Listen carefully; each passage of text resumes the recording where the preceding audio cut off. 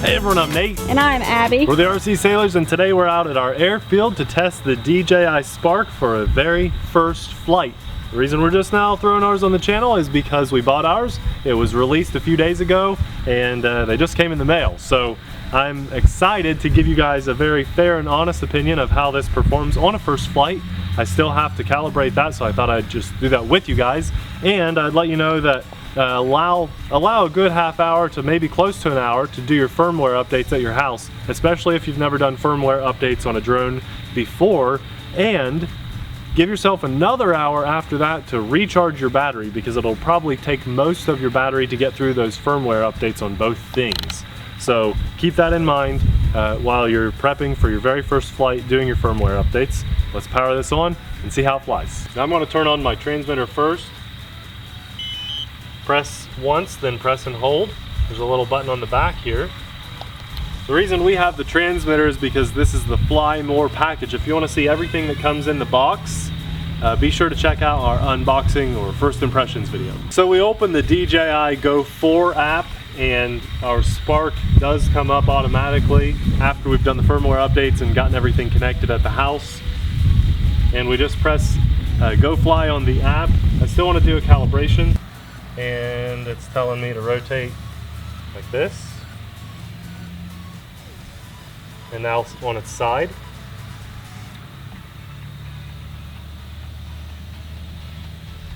And we're calibrated. Anytime you fly in a new location, it's very important to do that. It does say we're ready for takeoff, so I'm just going to stand back here with Abby and we'll take off. I'm going to hit film so we can go ahead and get an idea. There we go, that looks better. It wasn't 16:9 on my phone, but when I hit film it did. And I think I'm just going to hit auto takeoff on the app. Here we go.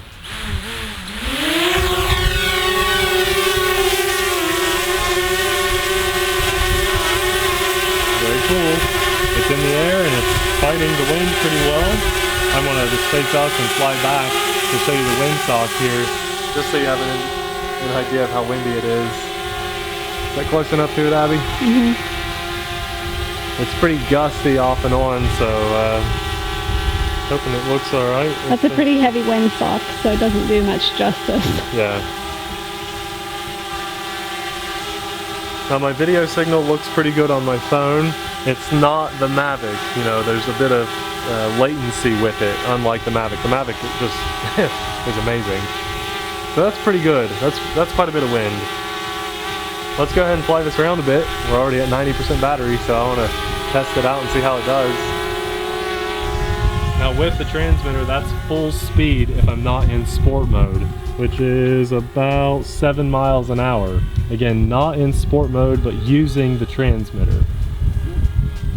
So there's 6.5 miles an hour. So it's a slow little guy, but it's doing good. The GPS is holding really well. And just for fun, I think I'll put it in sport mode and just see how we can do. Since we're using the transmitter, that's what it's all about. And it's as easy as, I'm going to step out in the sun here, Abby.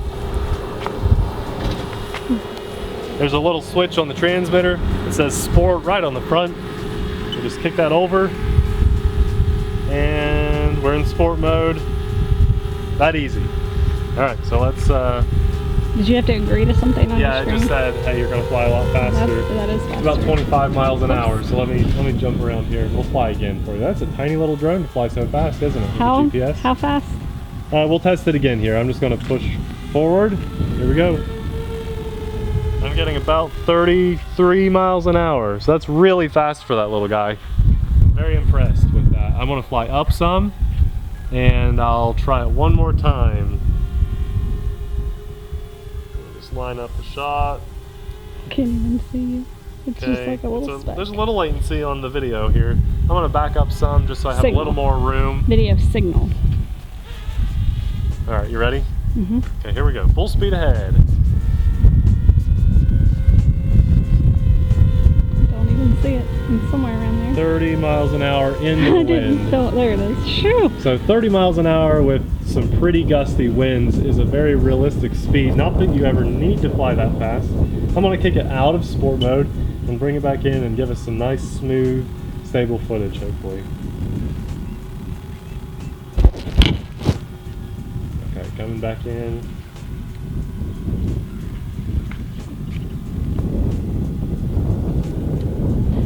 small little bugger. Yes, it is. Can't even see it. I'm coming. I was coming down.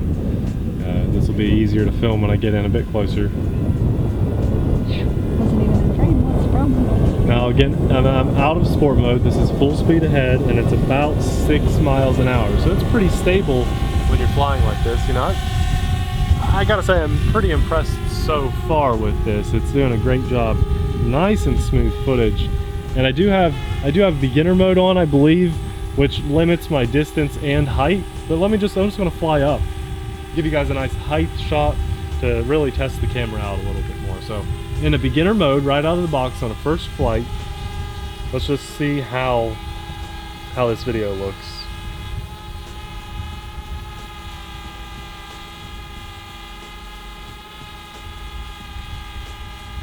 Certainly no Mavic on my phone. What's the height right now? I'm up to 140 feet. There's 150. Just kind of pan around too. And there's 180 feet.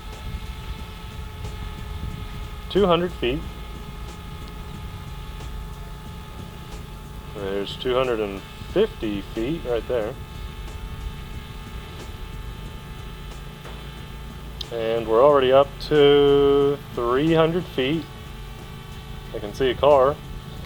As I say, a little bit of delay, and it's not a Mavic quality on video, that is for sure. 350 feet, it's going to let us go all the way up to the 400, I think.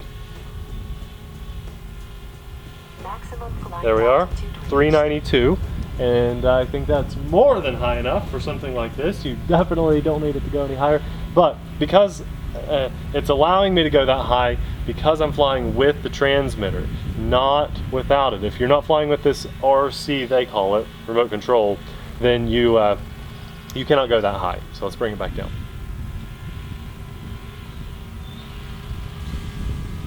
Let's look straight down at us, see how that shot does.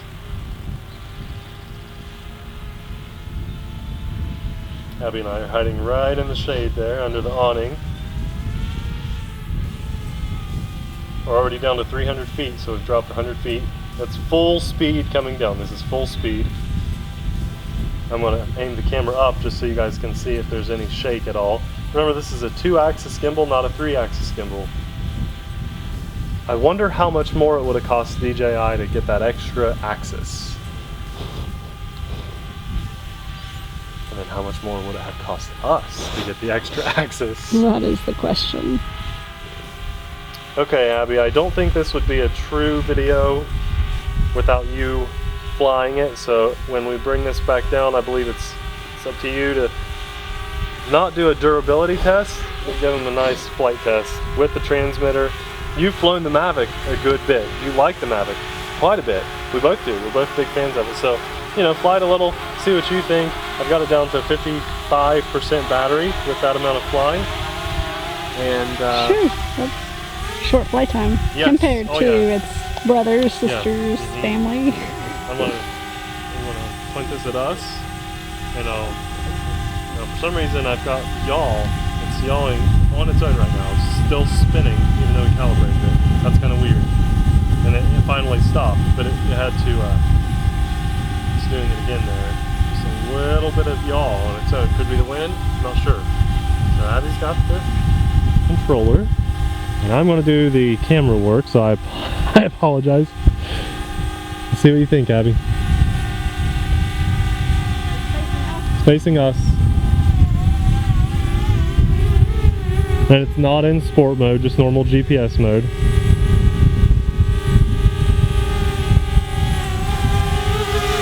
So that is Abby flying. She's got a pretty good amount of flight time on the Mavic. I'd say close to an hour or so of flight time on the Mavic, and she loves flying it every time we're out.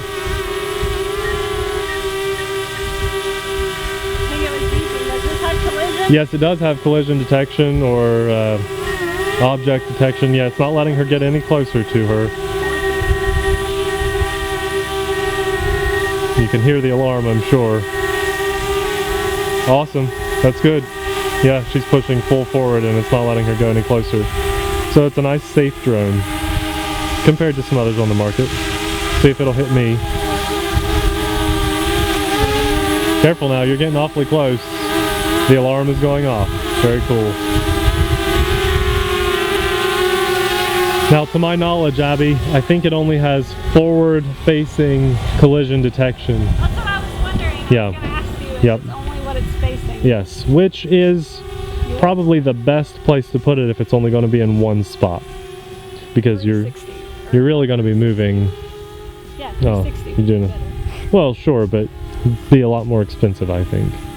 It's slow. It is very slow when you're in GPS mode. Would you like to try sport mode? See how easy it is? You got to at least try it, just to say you did. Go right ahead. It's a switch in the middle of the transmitter. Okay. It is really pixelated. It's not the Mavic. It's far from the Mavic, yeah. Preview that we have here on our phone. Mm-hmm. What were you asking me to do? Do you want to try sport mode? Oh. Yeah, what do I do? Throw the switch in the middle of the transmitter. Mm-hmm. There you go. And you're in sport mode. Now watch how fast it'll fly. Death Valley. Yeah, you're over Death Valley and gone on the camera. Oh man. It jerks hard when you stop. Gosh. Yes, it The definitely. whole, like, oh, I thought it was going down. Oh my gosh, I about had a heart attack. I just saw the gimbal went crooked on my preview. Hopefully it did it for you guys That's because it's a 2-axis gimbal. Oh, let's get this out. This can't fly. Sport mode is pretty crazy on this, isn't it? Yeah, let's not. A little unnecessary. Now keep in mind here in 4% on your battery life, you're going to get an alarm, 3%, and it's going to tell you your battery's low and you should come in for landing. We have it set at 30%, which is a good safe level. That way you don't hurt your batteries either. And I think we're up to about 10 minutes of flight time roughly. So realistically, you're going to get about a 10-minute flight. About. Maybe a few more minutes if you're conservative, but very realistically on a full charge is about 10 minutes. The Mavic can double that easily. I'd say the alarm will go off any second now. Low battery warning. Well, at least it's not going crazy. What do you mean? Yeah. I was expecting some crazy beeping. I'd say it's time to land. Okay. I'll let you bring that in for a landing whenever you're ready. It is a very small drone. Very small. Crazy. I just wish the arms folded. I think that's one of the main things I would have loved to have seen on this. Because it's such a small, compact drone, folding in the arms would have just made it even smaller for travel. Now land on the concrete if you would, please. A lot of bees in the grass today. Tons of clover.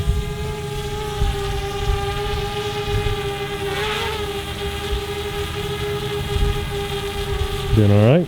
You're okay. Just land at line of sight there. Oh, where are you going? Oh. Will it do what the Mavic did? I'm not sure. Yeah, we're going to test it out.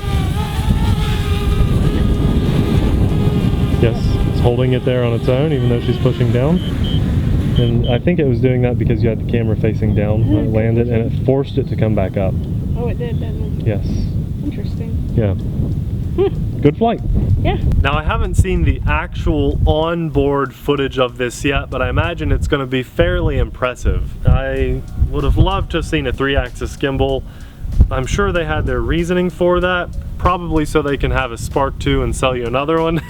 But yeah, the 3-axis gimbal would have been nice because there are some moments where I could see some jerkiness in this. And 4K and folding arms. Not a Wi-Fi connection. Yeah, they just took a few steps back in technology. However, compare the video signal on that to our Inspire.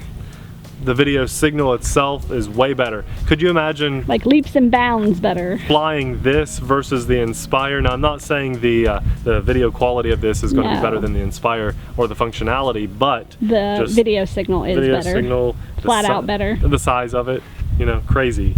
There's a lot to like here, I think, but let's think about this for just a second. You got a 10-minute flight time on this battery. The Mavic has about a 20-minute flight time, okay?